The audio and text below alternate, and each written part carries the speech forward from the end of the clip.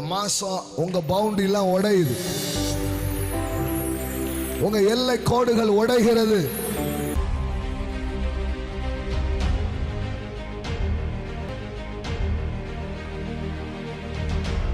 யாபை சொல்லுகிறான், தேவரீர் என்னை ஆசீர்வதித்து என் எல்லைகளை பெரிதாக்கி, ஆமென், என் எல்லைகளை பெரிதாக்கி. சொல்லுங்க பார்க்கலாம்.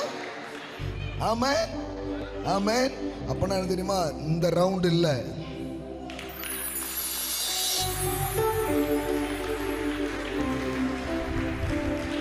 ஆமென். எத்தனை பேர் அந்த வார்த்தையை அப்படியே உங்க வாழ்க்கையில பெற்றுக்கொள்றீங்க?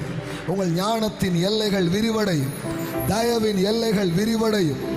ஆமென். உங்கள் சுகத்தின் பலத்தின் எல்லைகள் விரிவடையும். ஆமென், ஆமென். ஹல்லேலூயா. தேவன் உங்களை ஒரு எல்லைக்குள்ள வைக்க மாட்டார். ஷக்ல மண்டலா பிரேக்கெட்டே. ஆமென், ஆமென். புதிய எல்லைகளுக்குள்ளே, ஆமென், தேவரீர் என்னை ஆசீர்வதித்து என் எல்லைகளை பெரிதாக்கும். எல்லாம் சொல்லுங்க, பெரிய எல்லை. ஆமென். அப்படின்னா என்னன்னா, வழக்கமானதுல இல்ல, புதுசா ஒரு எல்லைக்குள்ள நீங்க போறீங்க. ஆமென். அவன் சொல்றான் பாருங்க, ஆமென். Indeed bless me and enlarge my border. Amen, amen. Enlarge my border. அப்படின்னா என்னன்னா, பார்டர்னா என்ன? சிம்பிளா தெரியும் எல்லாத்துக்கும். ஒரு கோடு, ஒரு எல்லை. இதுதான், இது வரைக்கும் தான் அப்படின்னு இருந்ததுல, அந்த இது வரைக்கும் தான்ன்றது உடையுது இல்லையா? இது எத்தனை பேருக்கு புரியுதுன்னு தெரியல. இது வரைக்கும் தான், இது வரைக்கும் தான் உன் எல்லைன்னு ஒன்று இருந்துச்சு இல்ல, இந்த மாசம் உங்க எல்லை உடையுது. ஆமென். God is going to break your borders.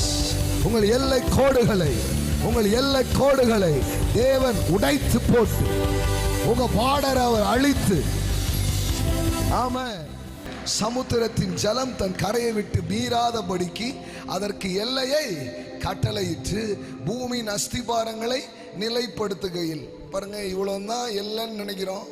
ஆனா திடீர்னு கடல் என்ன இது? எல்லை வீட்டுக்குள்ளே வந்துருது. வருதா இல்லையா? வருதா இல்லையா? இந்த மாசம் உங்க பவுண்டரி எல்லாம் உடையுது,